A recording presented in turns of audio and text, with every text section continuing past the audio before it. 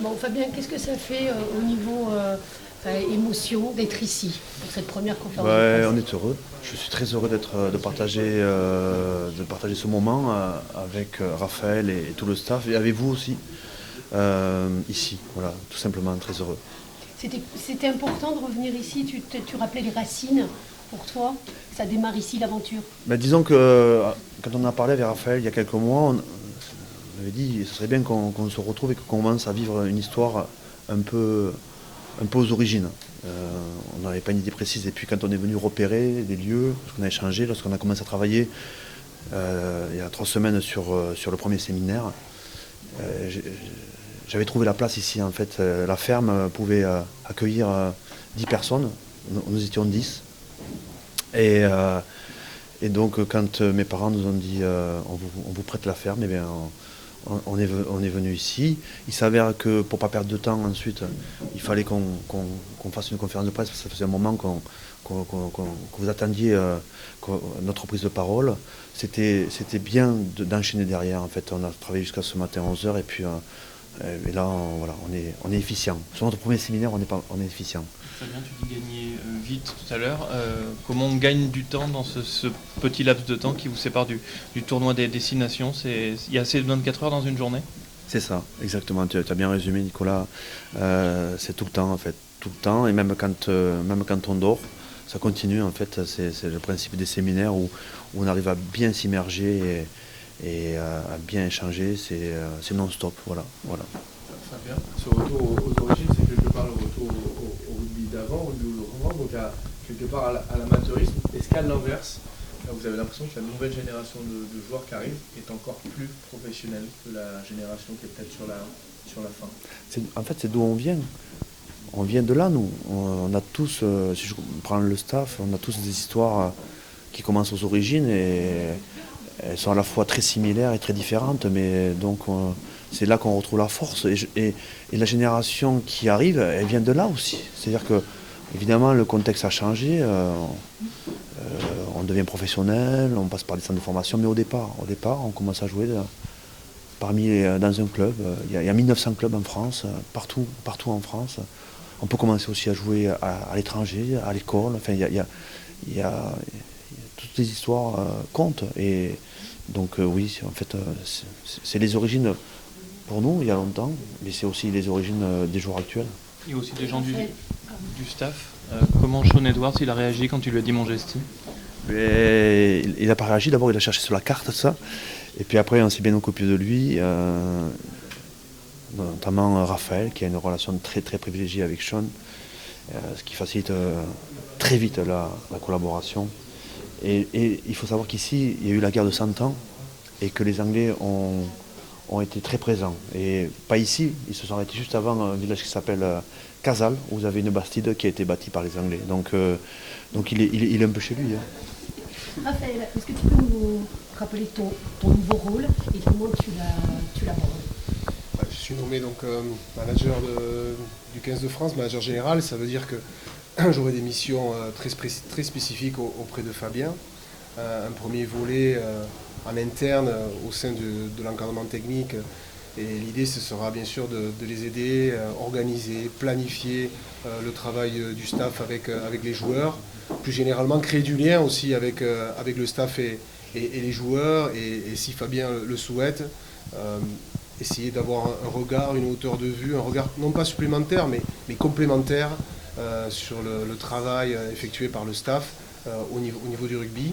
Et puis il y a un deuxième volet qui est, on va dire, tourné vers l'extérieur, entre guillemets. Il s'agira d'organiser les relations avec vous, les médias, avec les partenaires de la fédération, avec la fédération française de rugby, ses dirigeants, la direction technique nationale et les équipes nationales. Donc je devrais avoir de quoi m'occuper. Il y a eu aussi une volonté de travailler étroitement avec les clubs sur ce point-là. On sait que c'est une volonté, elle date pas de, c'est pas vous qui l'avez inventée, hein, ça fait un moment qu'on voulait travailler étroitement avec les clubs. Qu'est-ce que tu peux en dire, Fabien? Qu'est-ce que les premiers échanges, qu'est-ce que ça a donné? Très, très riche. Donc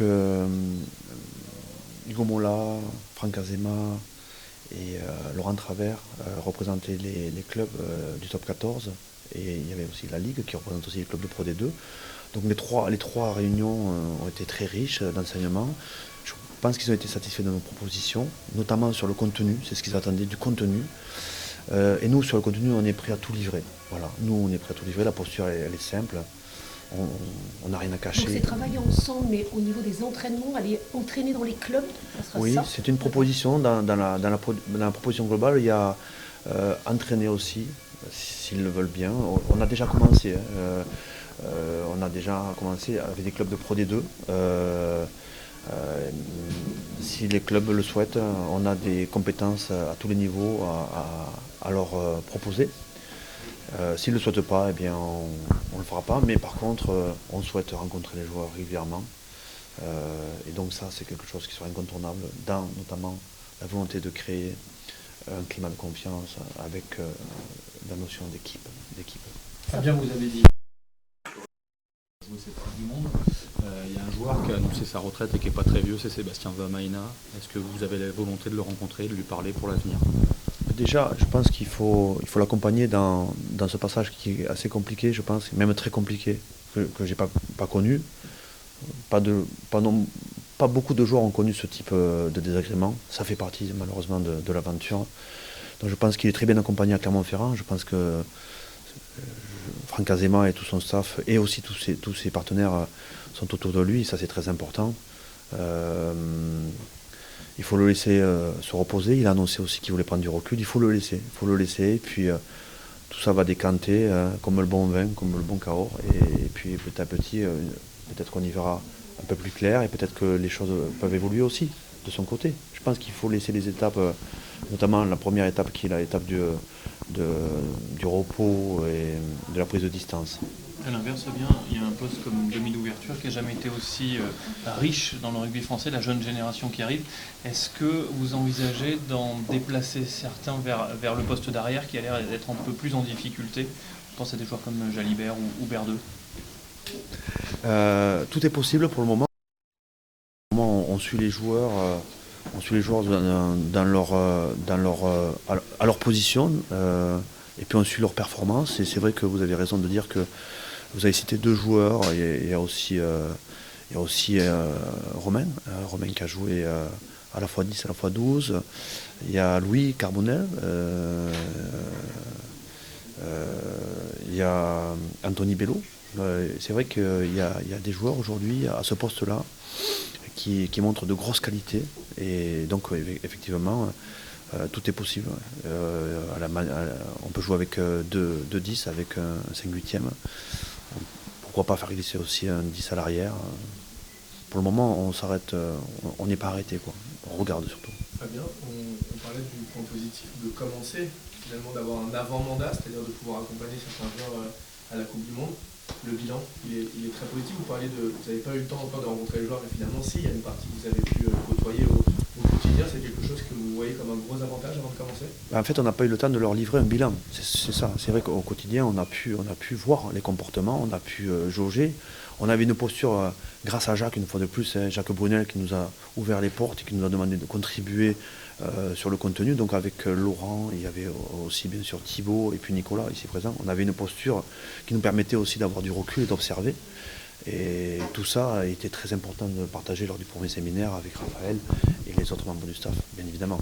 Mais c'est vrai qu'on n'a pas porté un bilan qui est disponible aujourd'hui, qui est prêt au club et aux joueurs. Là aussi, si les clubs le veulent, on leur portera. Sinon, on le livrera aux joueurs. Le fait de travailler en étroite collaboration avec les clubs, ça permet de gagner du temps. C'est souvent ce qui manque à l'équipe de France. Oui, c'est vrai, mais je dirais qu'il a quand même déjà eu du temps de gagner avec le concours de la fédération et de la Ligue sur la question centrale de la mise à disposition des joueurs. Il y a une convention qui a été écrite.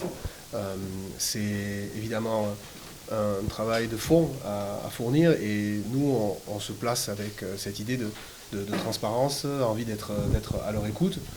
Par rapport au temps dont on dispose, et je pense que c'est un peu l'expression anglaise, il est jamais trop tard, quoi. Il est jamais trop tard, et je pense qu'on fonde beaucoup d'espoir quand même. Au tout début de l'aventure, il y a une vraie détermination au sein de l'encadrement technique, il y a une vraie énergie positive, une vraie réflexion aussi sur les enjeux et les échéances qui nous attendent. On va avoir, j'espère, une force de travail. C'est la volonté de Fabien aussi de faire en sorte que l'ensemble de l'encadrement technique se retrouve tous les débuts de semaine hors rassemblement équipe de France à Paris, à Marcoussis, donc au CNR, pour avoir la capacité de débriefer, encore une fois, de gagner du temps. C'est vrai qu'on n'a plus trop de temps à perdre, mais en même temps, on compte bien optimiser le temps qui nous reste. Concernant ton projet de jeu, tu disais improviser dans un cadre. Vas-y. Mais c'est le rugby. Le rugby, il y a C'est toujours. pour ça, on revient aux origines. Les origines du rugby, il y a un cadre, c'est le terrain. Le terrain, il n'est pas extensible. Et dedans, il y a des possibilités. Donc, il y a les phases de conquête à maîtriser. Donc, ça, c'est les cadres des phases de conquête. Et puis, il y a l'organisation. Aujourd'hui, le rugby est très disruptif. C'est-à-dire que sur des longues séquences, il y a parfois 2, 3, voire 4 dépossessions ou possessions de ce qu'on appelle le turnover, la périodisation tactique, la transition, et il faut être capable d'assumer ces rôles, en fait, de passer d'attaquant à défenseur de manière très rapide, de se retrouver aussi le plus rapidement possible dans des zones qui sont sur des repères verticaux, sur la largeur du terrain, et sur des repères horizontaux, sur la profondeur du terrain. Donc, tout ça, c'est des réflexes, des structures, à construire des structures agiles, on va dire. Et c'est ça l'improvisation, c'est rapidement être capable de trouver à 3 ou 4 joueurs une structure agile qui nous permette de nous retrouver en permanence. En fait, c'est une guerre organisée aujourd'hui. Ça l'a toujours été, mais aujourd'hui... Il faut une bonne préparation physique. Oui, ça. oui, très important aussi. La performance, l'arrivée de la performance avec Thibaut Giroud, c'est ça aussi peut-être? Oui, il faut pas. Voilà, Thibaut Giroud apporte des compétences, et notamment liées aussi à la technologie et l'arrivée de la data et du live, sur ce qu'on appelle les entraînements monitorés, avec du prédictif. Et donc aujourd'hui, c'est assez facile. C'est-à-dire que toutes les compétences doivent venir se poser pendant l'entraînement sur le joueur. Donc on a essayé d'augmenter le joueur. Voilà, toutes les compétences, nous présents ici. On est là pour apporter aux joueurs tout ce qu'on a à lui proposer, sachant qu'on a cet entraînement. Et donc, il faut être bref, juste et concis. Dernière question. Est-ce que les plus anciens vont faire la transition? Est-ce que les plus anciens qui étaient là, la génération des Ménard, Ruget, potentiellement peuvent être amenés à faire la transition, même si on imagine qu'ils seront peut-être un petit peu trop âgés pour disputer la prochaine Coupe du Monde? Déjà, ça permet de parler d'eux déjà. Johan et Maxime, qui ont été fantastiques pendant cette Coupe du Monde, je ne connaissais pas, qui ont été d'abord très performants sur le terrain, mais exemplaires. Je dis bien exemplaires dans le comportement, dans l'approche, dans l'attitude, dans la recherche. Ça permet déjà de les saluer. Et évidemment qu'on va s'appuyer sur ceux qui ont un témoin à faire passer. Alors, évidemment, rien n'est arrêté, mais on a besoin de relais, on a besoin de témoins, on a besoin de créer cet esprit, cette entité équipe de France, et notamment cette proximité avec nous. Voilà.